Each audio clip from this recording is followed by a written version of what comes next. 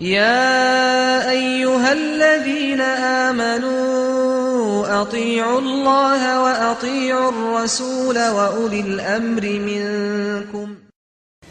Because it's very, very easy to continue doing whatever comes to your mind. But will you achieve? That's the question. The answer is no, you don't achieve much. You do as you please, as your mind says. So your mind will say, oh, that's a handsome guy, let me go and sit in his lap. So suddenly you in his lap. No one will say no. People will actually look at you and sit in someone else's lap, mashallah. You know, the environment out there is pretty accepting of that type of behavior. But we're Muslimin. We should be shy. Shy meaning, modesty is a part of Iman. Al-haya'u shu'batun min al-iman. To be modest is a part of Iman. And this is why, that is what keeps us away from doing this type of thing. What are we going to achieve? I can tell you. I can tell you from experience of people who've actually gone through this, where you find yourself, mashallah, losing focus of what you were here for at varsity, and you end up, mashallah, dating someone. That's not what you came to varsity for. If you really want to marry someone you've seen that really is a brilliant Muslim and for the right reasons, alhamdulillah, no one is saying that's wrong.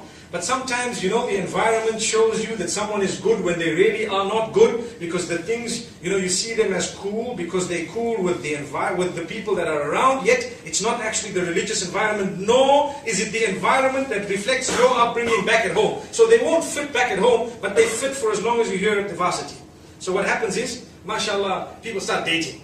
Or should I say, a'udhu billah, people start dating. And then what happens is, after some time, the parents say, that's very bad, and they're all upset, and we sent you to varsity, and so you've got a problem with your parents. And next thing, you fought them all, and you're still married. And then what happened is, it stopped working, because now, he's dating someone else whilst we're married.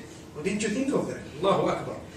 Allahu Akbar. And then what happened? Now I can't go back to my parents because they were against it. This is all consequence of something we chose to do. But we may have been free to do it, but we chose to do something. So use your brain. And long-term thinking, not short-term. Think very hard. Life is not simple and easy. But when you're making the big, big decisions of life, you need to think very, very hard. I always tell the young boys and girls, and I'm repeating this with golden ink today here.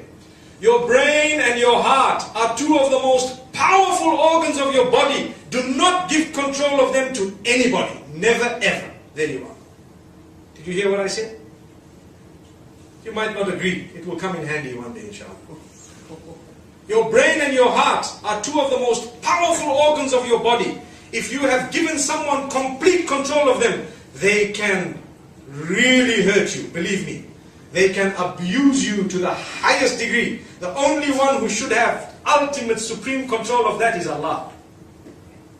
Your brain and your heart. Imagine you've given your heart away to someone whom you're just an option for. They've got another 10 hearts in their hand, mashallah. It's happening. And they tell you, you're the only one. That's a line we learned when we were in high school. Wallahi. See the laugh? MashaAllah. So we shouldn't do this. We should understand it's very tempting. It sounds rosy. It sounds so nice and sweet. And it sounds, it's the in thing. Yeah, he's a big hunk, mashallah, big, strong, well built. Wow, I can imagine walking with my arm in his arm. That's mashallah, that's what it is. Just like you have fought for that, mashallah, there are another 200 girls out there fighting for the same thing. So as tempting as it was, say, Ya Allah, grant me better. Allahu Akbar. Then what will happen? You might find a small, little guy who's not that big, but he will honor you, respect you, and put you on a golden carpet and walk with you, and you won't regret it. Allahu Akbar. I see the smaller guys are all happy with me.